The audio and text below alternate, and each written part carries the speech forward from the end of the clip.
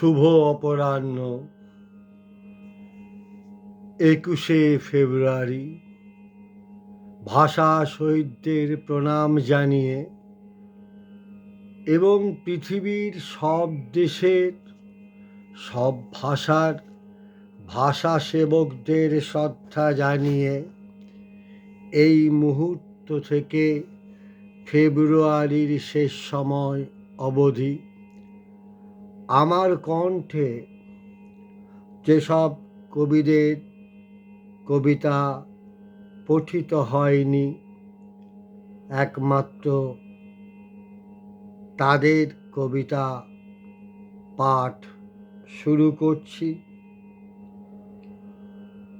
অনেক তরুণ অসাধারণ কবিতা লিখছেন। কোনো ভাষা সেবককে অবহেলা করা মানেই ভাষা মায়ের প্রতি সম্মান প্রদর্শনে ঘাটতি থেকে যাওয়া। এই কারণেই পৃথিবীর ২৭৭০ জন কবির অজস্র কবিতা পাঠ করে চলেছি। আজ পড়ব কবি সাগরচন্দ্রের একটি কবিতা, বিভাজন।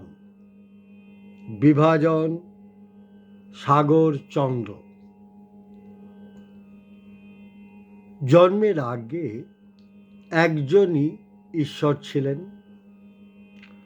কথা দেওয়া ছিল তার আনুগত্য ও গুণগান করার। অথচ জন্ম লাভের পর ঈশ্বরকেই ভাগ করেছি।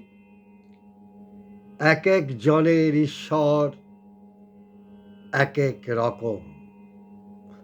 কবিকে আমার শুভেচ্ছা, ধন্যবাদ ও ভালোবাসা।